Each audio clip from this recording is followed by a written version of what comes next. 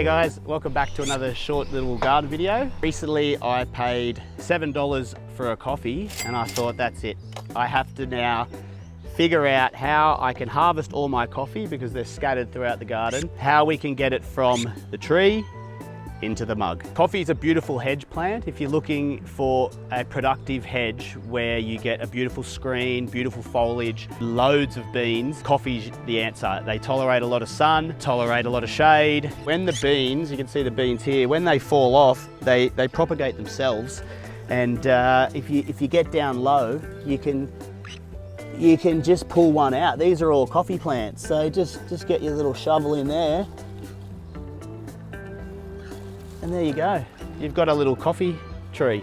They start off green. They start off as a nice red and white little flower. Beans will come, and then when they get to this this reddish dark purple, that's when we want to be harvesting.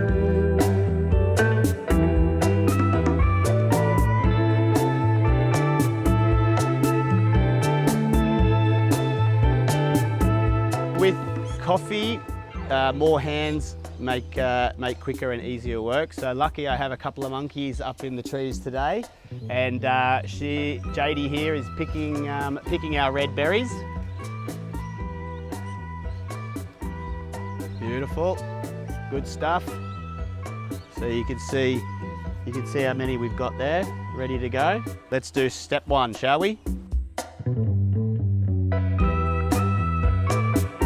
Beans, when they come off the tree, have they're quite a hard shell around it. Well, not hard, but they're firm. So to soften them all up, we soak them in water for probably 3 or 4 days. Once they're full of water, let them soak for a while. No. Once they soak for a few days, then we need to split them all open. You end up with the beans. Now these have got a very slimy finish to them at the moment. So then you'll get a fresh bowl and you'll place these beans in the water for another couple of days. Then you will spread these all out over some newspaper or some kind of tiles or whatever you've got. Just spread them out in the sun and let them dry so that all this coating is then dry. Right, so we've let our beans soak. We've then had these soaking in water because they're all slimy. Imagine these all slimy. Then once they're all spread out all over the sun, these are now the dried beans. Okay, so plenty of dry beans, but we're still not ready for roasting. This has an outer harder shell. You can see here, if you crack this open, that is what we're after, that little bad boy there. So that's a coffee bean, unroasted.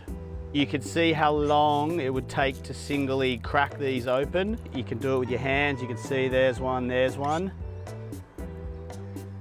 but it's gonna take forever. So I was lucky enough to borrow this from a mate up the road. Thanks, Pete. Basically, what this does, it crushes the outer shell of the beans, but leaves the bean intact.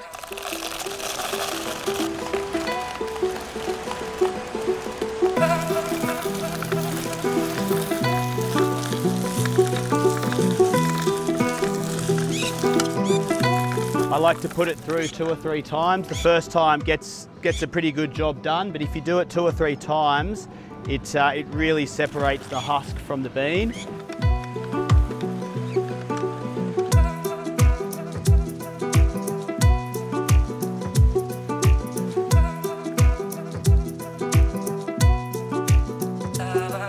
Let's get in the kitchen, get to the last couple of steps, and finally get that cup of coffee.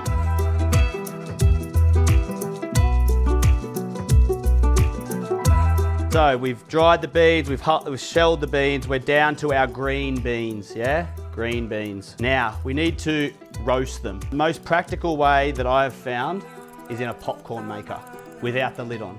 Because the beans are quite heavy, they just sit in there for 3 minutes and they roast. If you have found any other ways that are better than this one, I'd love to know, but this just works perfectly. So we don't need to overdo it. Let's chuck a big green handful of green beans in. I'll just set the alarm for, I found 3.5 minutes to be the perfect amount of roasting. Alrighty, time's up. Ooh la la. So you can see the difference. Green beans, brown beans. Got an old school coffee grinder, nothing fancy. This is where it becomes a bit of personal preference. How fine do you want your coffee? How coarse, how strong? I normally just give it a few good whacks.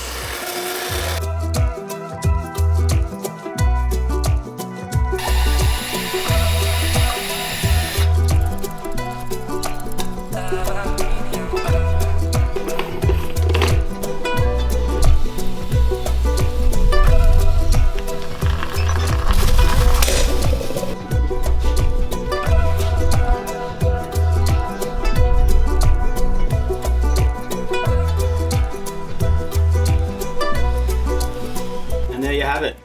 Now, I think we can all understand why our coffees now are so expensive.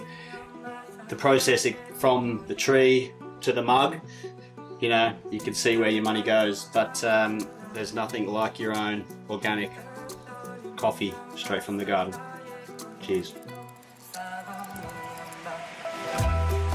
Spot on.